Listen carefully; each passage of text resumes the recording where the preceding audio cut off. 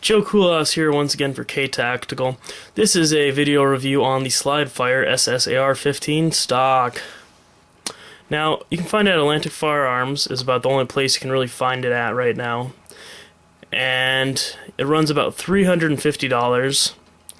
And it's more or less it's a bump-fire stock for your AR-15. I'm gonna explain the rest here at the range, but couple of little pictures here and whatnot. On their site they have a video. You can find a couple other videos on here and kind of explains of how it's legal and what to do with the ATF. I'll let you guys read up on that though if you're interested. Not gonna keep on going on here forever. One thing that I did forget, we actually went to the range first, one thing I did forget to mention is on your AR-15. If you have a single point sling loop right about here, it will not work with this stock. Just a little bit forewarning there. But otherwise, I mentioned everything else that I wanted to at the range here, and I'll just get it off on here and cut that in. So, thanks for watching. Feel free to sub, and hope you enjoy the rest of the video here. Alright, so we have the Ssar-15 stock. More or less what this is, it's an bump-fire legal full auto type thing.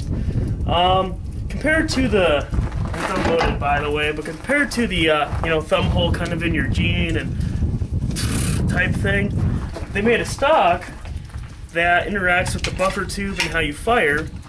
And we shot at one make here, and it looks like it works pretty darn good to kind of simulate full auto, but as a much more realistic way. And you actually have a little bit more of like an aim with it and whatnot. Now, one thing I'm going to mention real quick, I'll bring this out into the light. Obviously, when you install this, you take off the pistol grip, and you can kind of see these little grooves here.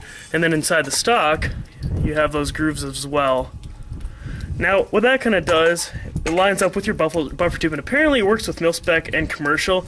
I would think that they would make a difference in stocks. I think one, if it worked with the tube, it would maybe make it a little bit more efficient. But apparently, it's like a one-fits-all.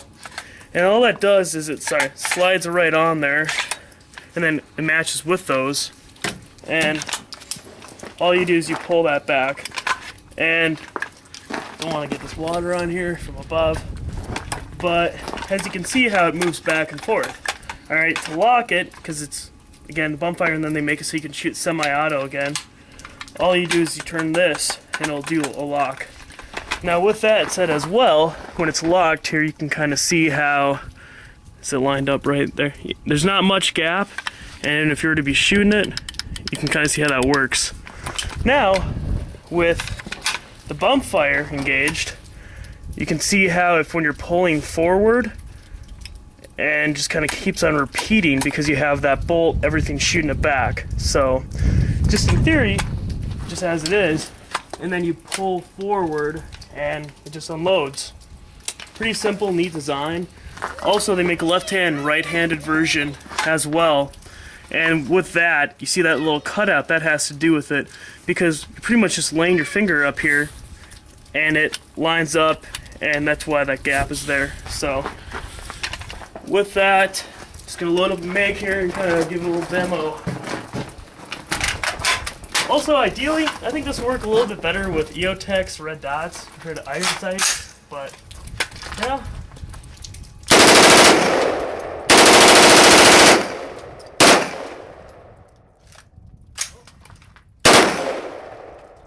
Fucking sexy.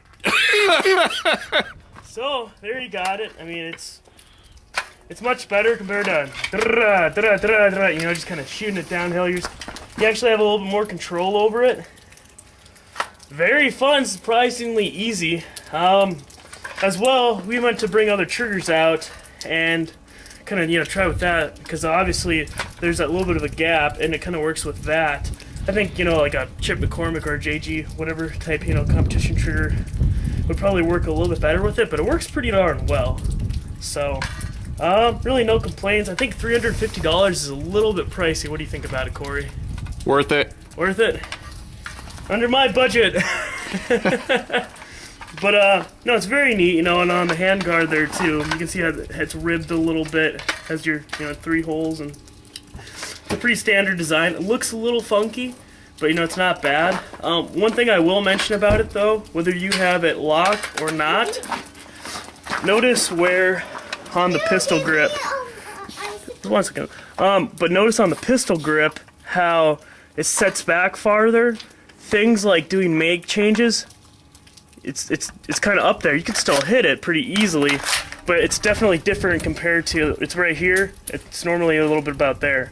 You know, so you don't have as much length of pull with it. Water over.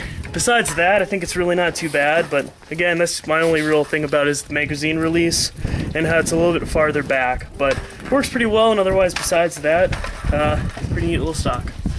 MSRP on these are around $350, so I think that's about it. Whenever it's already recording, I'm just gonna cut it.